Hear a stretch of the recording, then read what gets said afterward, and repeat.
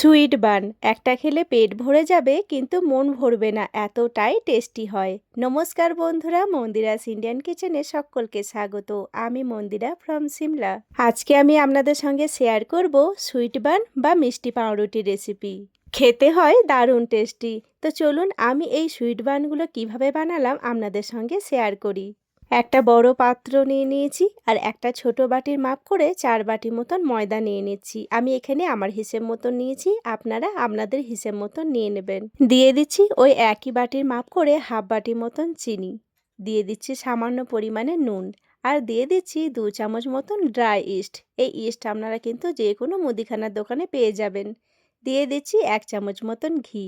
সব কিছুকে দিয়ে খুব ভালো করে মেখে নিচ্ছি। আপনারা কিন্তু ঘিয়ের জায়গায় সাদা তেলও ব্যবহার করতে পারেন।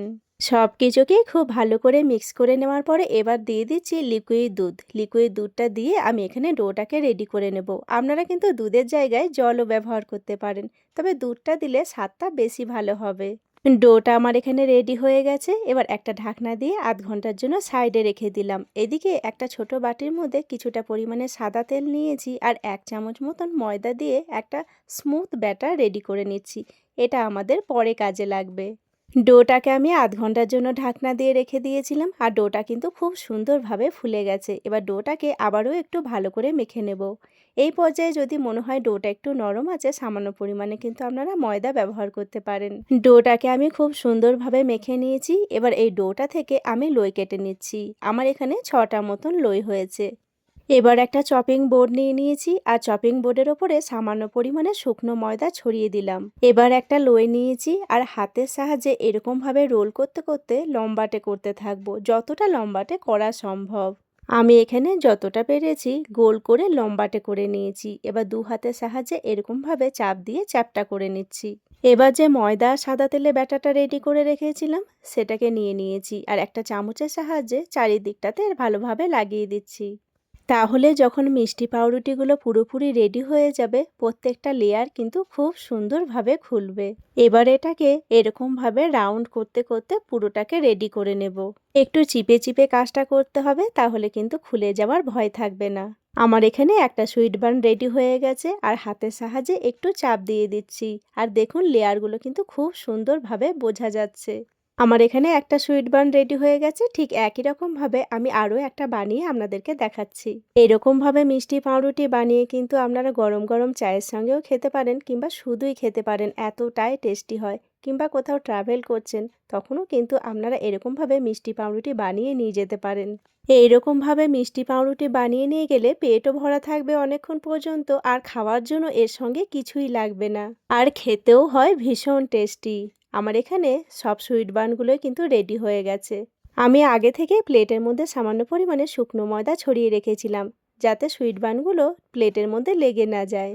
এবার গ্যাসের মধ্যে একটা কড়াই বসিয়ে দিয়েছি আর কড়াইয়ের মধ্যে সামান্য পরিমাণে সাদা তেল ব্রাশ করে দিচ্ছি। আপনারা তেলের জায়গায় কিন্তু বাটারও ব্যবহার করতে পারেন। এই মিষ্টি পাউরুটি বানানোর জন্য খুব একটা বেশি তেলের প্রয়োজন হয় না, খুব সামান্য তেলেই কিন্তু রেডি হয়ে যায়। এবার একটা একটা করে মিষ্টি পাউরুটিগুলো কড়াইয়ের মধ্যে দিয়ে দিচ্ছি। একটু জায়গা ছেড়ে ছেড়ে দিতে হবে, কারণ এগুলো তো ফুলে অনেকটাই বড় হয়ে যাবে। আমি এখানে একসঙ্গে 3টে করে মিষ্টি পাউরুটি রেডি করে নিচ্ছি। ওপরে সামান্য পরিমাণে সাদা তেল ব্রাশ করে অল্প অল্প করে তিল ছড়িয়ে দিচ্ছি। এতে মিষ্টি পাউরুটিগুলো খেতে ভীষণ ভালো লাগবে। আপনাদের কাছে যদি সাদা তিল না থাকে তাহলে আপনারা স্কিপও করে যেতে পারেন। এবার একটা ঢাকনা দিয়ে 10 মিনিটের জন্য লো ফ্লেমে রেখে দিচ্ছি।